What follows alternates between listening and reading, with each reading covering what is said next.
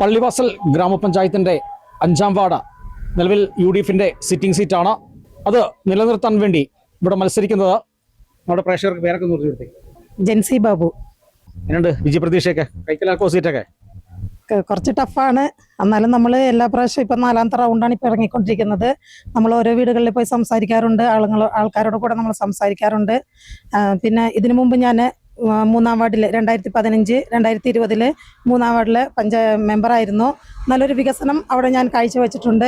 അവരുടെ കൂട്ടത്തിൽ ഒരാളായിട്ട്, കുടുംബത്തിൻ്റെ ഒരംഗമായിട്ട് ഞാൻ ഇതുവരെയായിട്ടും പെരുമാറിയിട്ടുണ്ട്. അവരുടെ കൂട്ടത്തിൽ എന്താവശ്യമുണ്ടായാലും അവർക്ക് ഒത്താശയായിട്ട് ഞാൻ നിൽക്കാറുണ്ട്. എന്തൊരു വികസനം, നിറയെ വികസനങ്ങൾ അവിടെ പ്രവർത്തിച്ചിട്ടുണ്ട്. ഇത് മക്കളിലെ അടുത്തൊരു വാർഡിലുള്ള മക്കൾക്ക് അറിയാനുള്ള ഒരു അവസരമാണ് നമുക്ക് തന്നിരിക്കുന്നത്. ഈ അവസരത്തിൽ ഇനിയൊരു വാർഡും നല്ലൊരു വികസനവും ആൾക്കാരുടെ കൂടെ നല്ലൊരു പ്രവർത്തനവും കാഴ്ചവെക്കുന്നുണ്ടെന്ന് അഭ്യർത്ഥിക്കുന്നു. നിലവിൽ ഈ പ്രചരണമൊക്കെ എത്ര 4 ഘട്ടമായോ? 4 ഘട്ടം. ഈ 4 ഘട്ട പ്രചരണത്തിൽ എത്തുമ്പോൾ തന്നെ അവിടെയുള്ള തോട്ടം മേഖലയിൽ തൊഴിലാളികൾ എന്താണ് ആവശ്യം ഉന്നയിക്കുന്നത്? അവര് കൂടുതലും അവരുടെ മക്കൾക്ക്, ഈ OBC-കാർക്ക് ഒരു സാമ്പത്തികമായിട്ടൊരു വരുമാനം ഇല്ല.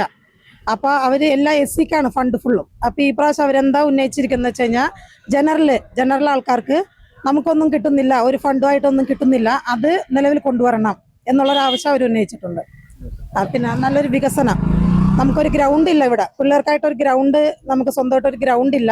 അപ്പോൾ ആ ഗ്രൗണ്ട് ഓൾറെഡി നമുക്ക് 3-ാം വാർഡിലുണ്ട്. ഞാൻ 2025 കുറച്ച് വികസന പ്രവർത്തനം ഞാൻ ചെയ്തു.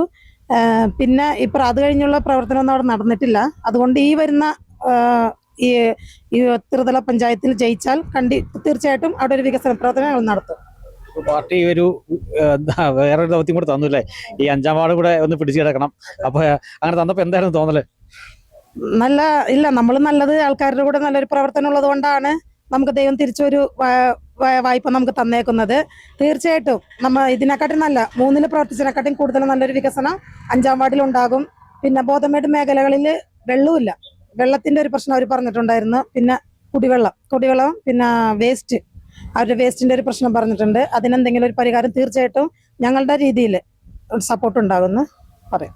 ജയിച്ചു വന്നു കഴിഞ്ഞാൽ എന്താണ് ഇവിടെ ചെയ്യാൻ ആദ്യം ആഗ്രഹിക്കുന്നത്? കുടിവെള്ളം, പിന്നെ മാലിന്യം. പിന്നെ അവിടെ നിറയെ പേർക്ക് സ്വന്തമായിട്ട് വീടില്ല, കുറേ വീടില്ല. പിന്നെ പിള്ളേർക്ക് പഠിപ്പിൻ്റെ ഒരു സൗകര്യങ്ങളില്ല.